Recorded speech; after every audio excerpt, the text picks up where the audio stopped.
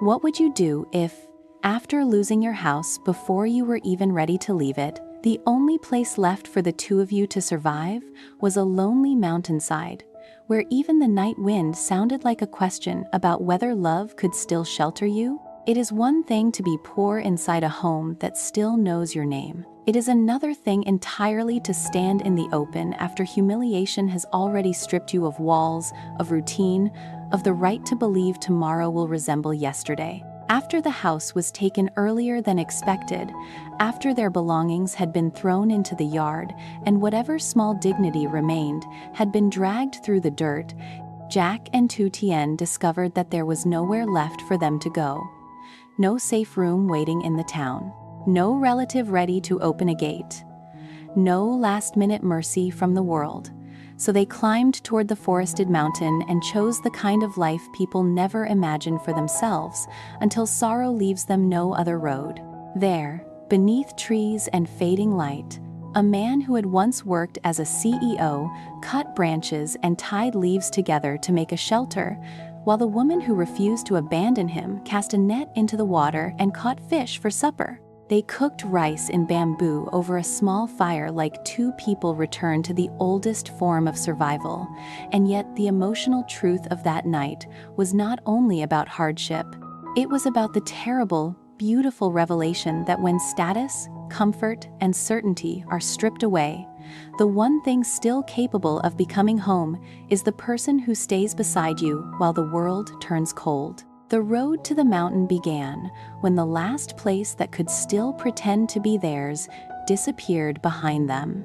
Even after the house had been taken, even after they had gathered what little could be saved, Jack and Tu Tien had still moved through the first hours as if a practical answer might reveal itself if they kept walking. Sometimes, desperate people do not allow themselves to understand their situation all at once.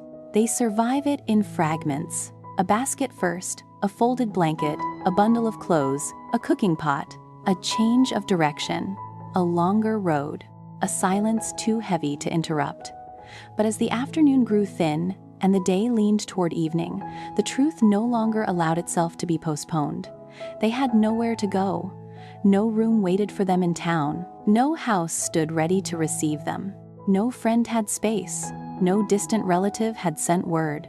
Even the temporary places they had imagined were already beyond what they could manage. It was as if the world had narrowed itself deliberately, forcing them to understand that every ordinary option had already closed. Jack walked a few steps ahead, then slowed. He was not a man accustomed to helplessness. Even in hardship, he had always tried to remain purposeful, to move as though a solution existed even when he could not yet see it. But that evening, something in his shoulders gave away the weight he was carrying. He had already lost the house. He had already watched Tu Tien humiliated. And now, as dusk approached, he was facing the cruelest question a man in love can face. Where can I take her when I cannot even promise a roof? Tu Tien saw that question in the way he stopped looking at the road and started looking at the sky, the trees, the land, as if survival itself had become something he would have to build by hand. When the mountain forest appeared ahead dark green, quiet, and old, neither of them spoke at first. The place was not welcoming in any easy sense. It did not promise comfort.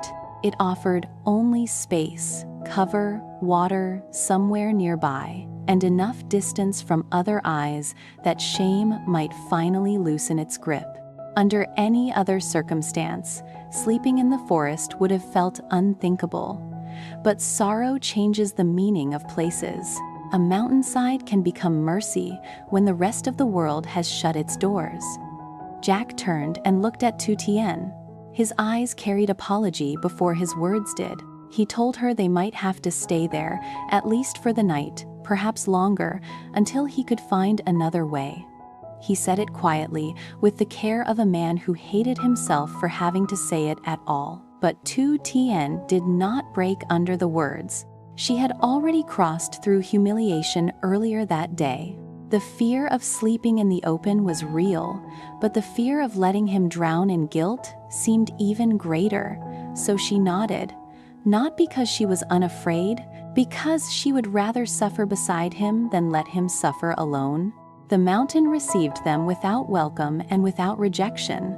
It simply stood there, ancient, indifferent, full of trees, shadow, damp earth, and the last light of day slipping between branches. Jack set down what they had carried and began looking for a place that might offer some protection from wind and rain. His movements sharpened. Despair, when filtered through responsibility, often turns into concentration.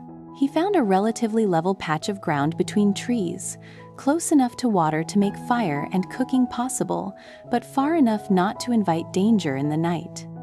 Then he began to work.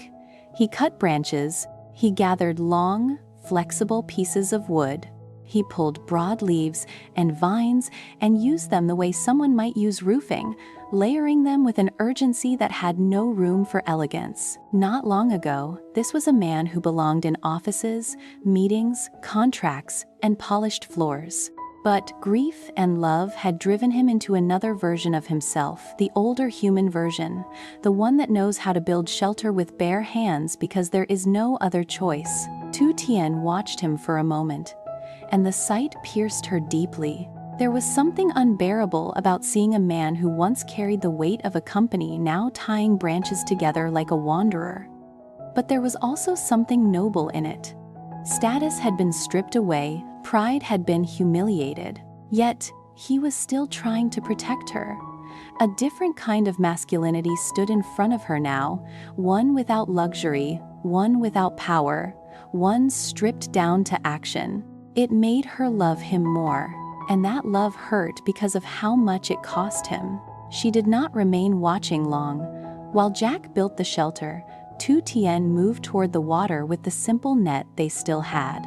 The stream ran through the lower part of the mountainside, narrow but alive, carrying reflected light across its restless surface. She stood there with her skirts gathered slightly, feet finding unstable ground, and cast the net with hands that had already spent the whole day, enduring more than any one body should have to endure.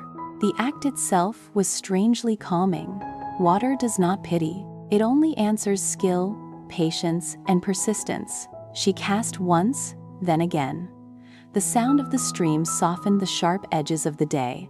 Somewhere behind her, Jack was still cutting and tying, shaping a crude shelter out of branches and leaves. Somewhere before her, fish moved unseen beneath the current. For a little while, necessity became a mercy because necessity leaves no room for humiliation. It asks only, "What can you do right now?" When she finally drew the net in and felt the weight of fish trembling inside it, she let out the smallest breath of relief. It was not abundance, it was enough. By the time she climbed back toward their camp, twilight had begun to settle in full. Jack had finished enough of the shelter that it could at least hold them against the night. It was a rough lean-to of wood, leaves, and stubbornness. Nothing about it resembled home in the ordinary sense. And yet when Tu Tien saw it, she felt emotion rise in her throat. Because he had made it for them. Because he had refused to let the night arrive without first trying to build them some small protection from it. She showed him the fish. For the first time that evening, something like a real smile reached his face. They set to work together at once. The fish were cleaned and prepared for roasting. Rice was packed into bamboo tubes with water in the old countryside way, the sort of cooking method that belongs to hardship, memory, and forgotten knowledge. Their hands moved with silent coordination, each understanding the other without needing much speech. Firewood was gathered, stones were arranged, a small fire was coaxed into life. When the first flames caught, both of them paused. Perhaps because the sight of fire always feels older than fear. Perhaps because light born from effort carries a dignity nothing purchased ever can. Perhaps because, after the day they had survived, this little fire on a mountain in the dark felt like proof that they had not been defeated yet. They sat near it while the bamboo rice cooked and the fish roasted. The smell of smoke, leaf, and river flesh began to rise into the cool mountain air. The darkness thickened around them, but the fire pushed back enough of it to make the little clearing feel almost intimate. Their exhaustion settled into their bodies more honestly now. There was no more moving to postpone it. Jack stared into the flames for a long while before speaking.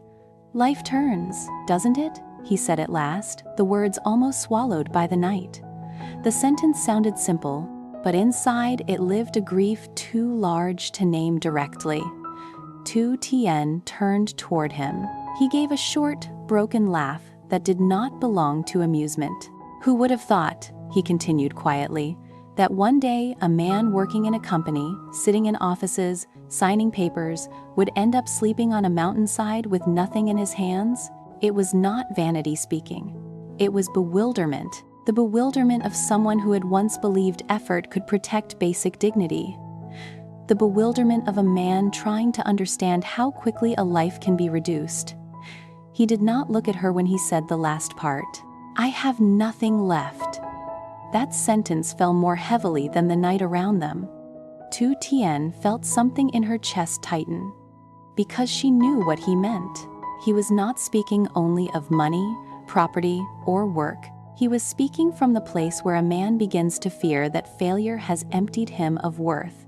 She moved closer to him. Her voice, when it came, was soft but steady. She reminded him of the one truth that had not been taken that day, not by debt, not by strangers, not by humiliation, not by the mountain, not even by despair. "You still have me," she said. Then she said the thing that changed the night. "As long as we still have each other, we can build that happy home again." There was no performance in the words, no false optimism. She was not denying what they had lost. She was placing it in proportion to what remained.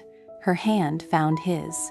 The gesture was small, but in that wilderness, beside bamboo rice and roasting fish, it felt like something larger than shelter. Jack finally looked at her.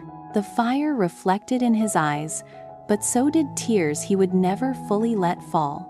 In her face, he saw no accusation, no disappointment, no quiet contempt for the man he had become. He saw only loyalty so complete it almost broke him more than loss had. She had followed him into dispossession. She had stood in the dirt beside her thrown-out belongings. She had climbed a mountain with him, and now she was telling him that the future was not dead. The food finished cooking. They ate slowly, the rice fragrant from the bamboo, the fish smoky and simple and better than it should have been because hunger and sorrow have their own seasoning. Between bites, the conversation continued, no longer as a lament but as confession. They spoke of the strange cruelty of life, of how quickly comfort disappears, of how little control human beings truly have once the ground begins to shift beneath them. Yet they also spoke of rebuilding not in fantasy, not in grand declarations, but in the practical language of two people who know survival intimately. Work again, save again, endure again. Start from what remains. The fire burned lower. The night deepened around them. Wind moved through the trees, carrying the scent of leaves and damp bark. Somewhere in the darkness, water still ran over stone. Above them, the sky opened in narrow fragments through the branches. The mountain had not become kind.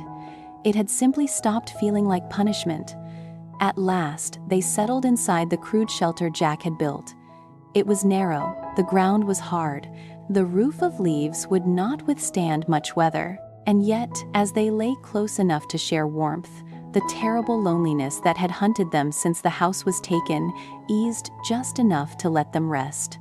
No miracle had happened. They were still homeless, still uncertain, still stripped of the life they had known. But in that rough shelter of branches and leaves, another truth had emerged with a kind of merciless beauty. A house can be lost, a name can be reduced, a future can collapse. But if two people still choose to protect each other in the ashes of what remains, then ruin does not get the final word. And perhaps that was the deepest truth of that mountain night. Happiness is not always the life you imagined. Sometimes it is the fire you manage to keep alive after everything has been taken, the hand that still reaches for yours in the dark, and the quiet promise whispered beside bamboo rice and roasted fish that one day, somehow, love will build walls again.